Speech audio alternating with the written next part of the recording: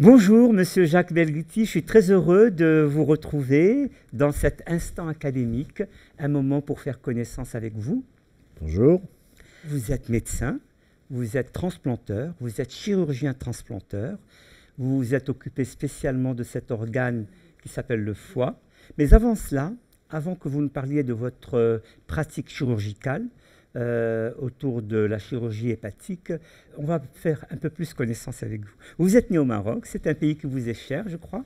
Oui, effectivement. Je suis né au Maroc, puis ensuite j'ai été avec ma famille en Afrique, et ensuite j'ai immigré, et mes parents et mon père surtout, sachant qu'on risquait d'émigrer, nous a toujours incité à avoir un métier qu'on puisse emmener avec soi. Oui. Donc je devais être médecin et ma sœur a été avocate. Et en fait, mon problème, c'est que je n'étais très mauvais élève. J'étais mauvais élève et mon angoisse était de ne pas réaliser le rêve de mon père, de ne pas réaliser ce qui était ma passion, parce que très vite j'avais envie de faire de la chirurgie. Et puis finalement... À quel moment s'est fait le déclic? Le déclic s'est fait en terminale à Henri IV à Paris. Ah. J'avais tout raté jusque-là, tout. Et puis ensuite, je n'ai plus rien raté. C'est extraordinaire. Mais ce déclic, vous pensez que c'est en raison de certaines rencontres avec certains enseignants ou... C'est probablement une ambiance, oui, un environnement intellectuel, un environnement de questionnement. C'était juste avant mai 68, où à ce moment-là, ça bouillonnait beaucoup. Et puis finalement, j'ai dû me trouver assez bien dans le bouillonnement des idées, des confrontations. C'est extraordinaire. Alors, vous entamez des études de médecine.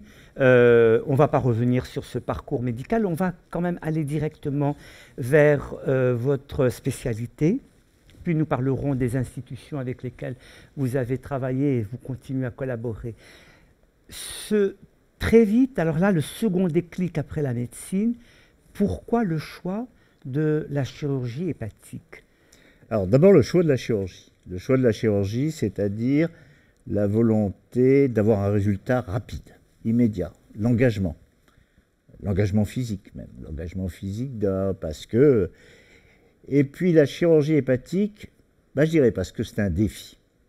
C'est un défi, à ce moment-là, il n'existait qu'un seul service de chirurgie hépatique qui était à Paul Brousse. À ce moment-là, c'est-à-dire vers les années... Dans les années, fin des années 70. Fin des années 70, début des années 80. Et donc, la découverte, c'était... On venait à peine de découvrir l'anatomie du foie. La chirurgie du foie commençait à se développer parce que sur le plan technologique, et donc, et puis c'est une anatomie, et puis c'est une chirurgie très risquée. C'était une période où il y avait un risque de mortalité opératoire. Et donc c'est ce défi qui m'a attiré. Parce que précisément le défi n'est pas aussi grand pour la néphrologie, pour les deux reins, parce qu'on a deux reins, alors que le foie on n'en a qu'un. Non, mais je veux dire que le risque en péropératoire... Le foie est un organe volumineux, extrêmement vascularisé. Et jusqu'il y a 50-60 ans, personne n'osait faire de la chirurgie hépatique. À cause du danger, parce que le contrôle de l'hémorragie était difficile. Et donc, voilà, c'est cet élément qui m'a conduit à me pousser vers la chirurgie hépatique, quand j'ai atterri à l'hôpital Beaujon, c'était un service qui était spécialisé en chirurgie œsophagienne, et j'ai introduit la chirurgie hépatique à l'hôpital Beaujon. C'était pas très difficile parce que je l'introduisais dans un environnement d'hépatologie et de gastroentérologie, car il y avait le professeur Benamou, il y avait toute une équipe, et c'est cette équipe qui a donné cette force et qui nous a permis ensuite de développer la chirurgie hépatique. Puis est arrivée la transplantation hépatique.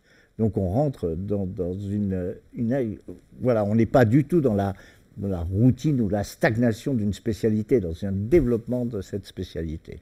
Je reconnais votre humilité, vous dites, j'arrive dans un contexte favorable, mais vous avez beaucoup apporté, et très vite, votre renommée a été internationale. Vous avez sauvé des vies, vous avez fait cette transplantation hépatique qui a permis véritablement aux patients d'avoir une toute autre vie.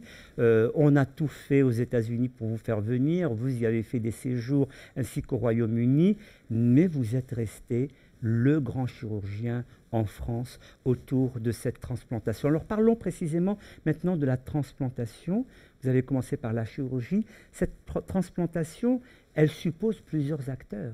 Je suis resté en France par souci, et mon engagement a été, j'ai eu une hantise de ne pas pouvoir soigner qui je voulais. Pourquoi je ne suis pas allé aux États-Unis alors que les propositions? Parce que je savais qu'aux États-Unis, on ne peut pas soigner qui on veut. Tout dépend de son niveau d'assurance, tout dépend de ses revenus, tout dépend de ses... Et ça, c'est quelque chose que je ne pouvais pas supporter. Je me suis toujours consacré au service public. Je me suis consacré au service public entièrement, complètement dans le domaine hospitalier, évidemment dans le domaine universitaire, parce qu'on ne vend pas son savoir, je n'ai pas vu dire. Et puis ensuite, je me suis consacré au service public dans la santé publique, quand j'ai fait la haute autorité, j'étais à la haute autorité de santé, et puis même maintenant à l'académie. Ah oui, là vous avez dit beaucoup de choses, vous avez effectivement été très engagé auprès de la haute autorité de santé et vous êtes aujourd'hui à l'Académie nationale de médecine en France. Effectivement, avant de parler de ces éléments institutionnels, mais vous avez raison de mentionner que c'est un tout et que vous avez un engagement à l'égard du public, et là on vient de citer des institutions publiques. La transplantation, je disais, suppose plusieurs acteurs, le donneur, le receveur, le chirurgien, la famille, le contexte. Tout cela vous oblige à prendre en considération aussi des éléments socioculturels, des éléments anthropologiques, comment le foie est représenté chez les gens, comment le don est représenté chez les gens, qu'est-ce que c'est que donner une partie de soi-même, est-ce que c'est une partie de soi-même, qu'est-ce que c'est que recevoir?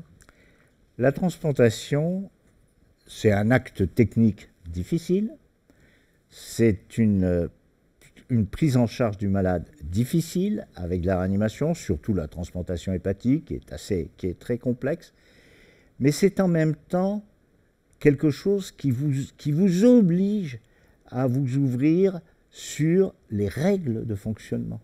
Comment sont attribués les greffons? C'est quelque chose qui vous oblige à réfléchir sur les indications, c'est-à-dire qu'un greffon est un bien public, et ce bien, vous ne pouvez pas en décider tout seul. Donc vous devez le décider collectivement. Donc vous devez avoir une ouverture, une connaissance éthique, économique, et sur l'institution de savoir comment c'est. Et ça, je trouve que c'est une chance absolument extraordinaire. Ce qui montre que, de règle, ça ne peut pas se faire en dehors d'une notion de service public, et ça ne peut pas se faire sans une réflexion et une décision collective.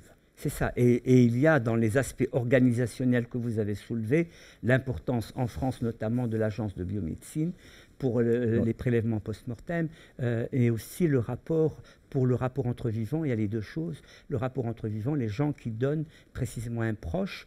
Ce proche, les textes législatifs le définissent souvent comme un membre de la famille. Oui.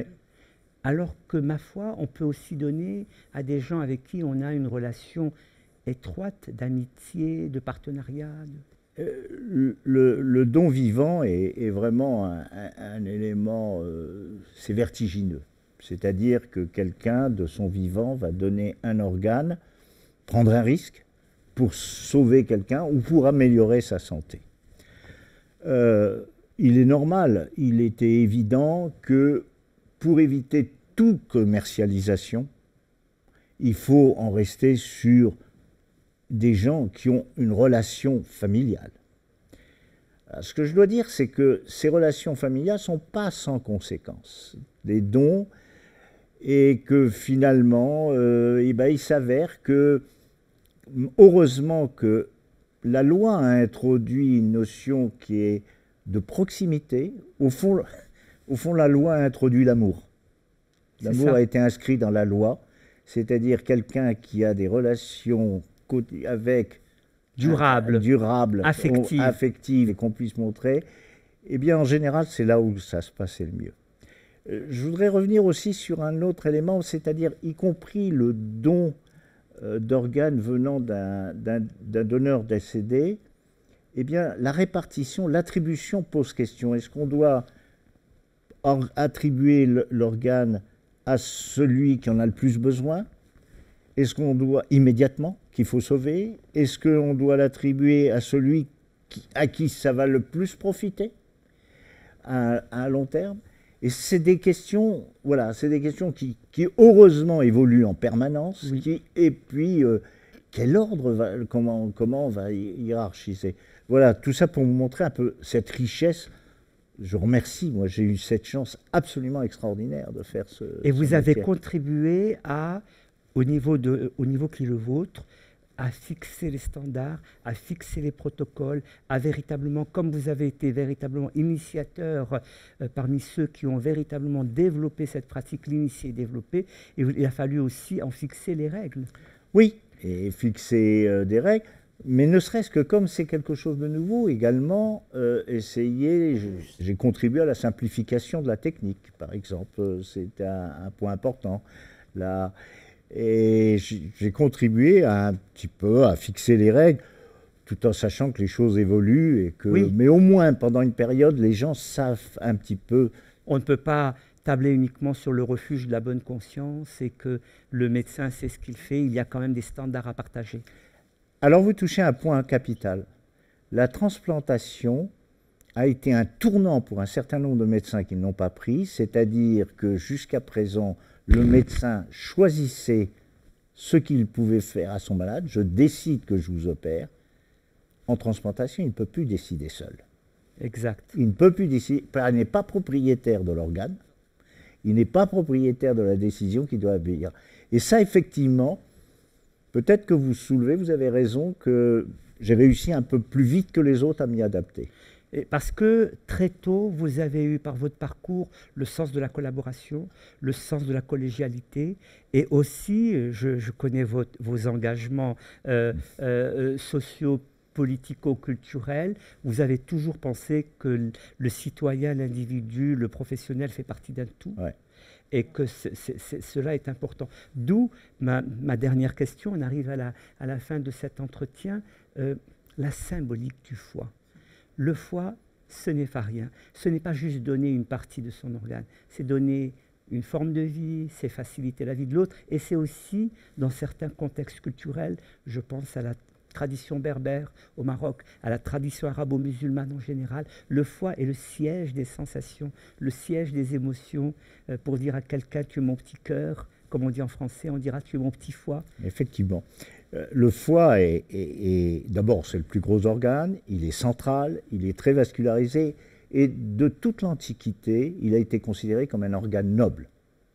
Il était considéré comme un organe noble qui avait même un pouvoir magique, qu'on pouvait, en lisant, en regardant les surfaces du foie, on pouvait même avoir des indications sur lire l'avenir. Et puis, bon, il a perdu cette centralité, mais il a perdu au profit du cœur, puis du cerveau, oui. Effectivement. Oui. Mais il est resté, effectivement, comme vous le dites, dans une tradition, les traditions berbères, il est resté encore le siège des émotions fortes. Des émotions fortes, effectivement, des émotions d'amour. Vous avez prononcé le mot tout à l'heure. Donc on donne une partie de son amour. En donnant une partie de son foie, c'est un élément très important. Vous êtes l'invité ce mois-ci de juillet 2025 par l'Académie du Royaume du Maroc, à donner une belle conférence sur justement votre métier, la transplantation. Vous avez toujours eu un investissement très fort à l'égard des institutions. Vous avez évoqué rapidement tout à l'heure la Haute Autorité de Santé et l'Académie de médecine en France, de laquelle vous êtes membre. Un mot rapide pour conclure sur ces deux institutions, votre engagement à l'égard de ces deux institutions. Ah ben, un mot rapide, c'est-à-dire c'est l'instant, je dirais presque c'est l'instant béni où on va abandonner le soin à un malade donné pour s'occuper de santé publique, c'est-à-dire de s'occuper d'une dimension différente d'éléments éthiques, d'éléments politiques et d'éléments économiques, et envisager différemment la médecine. Moi, je trouve que c'est un enrichissement extraordinaire. Merci beaucoup, Monsieur Jacques Belghiti, pour cet magnifique engagement qui est le vôtre à l'égard de cette profession si noble qui sauve les vies, qui s'appelle la médecine et dans votre cas, la chirurgie hépatique. Merci beaucoup. Merci beaucoup.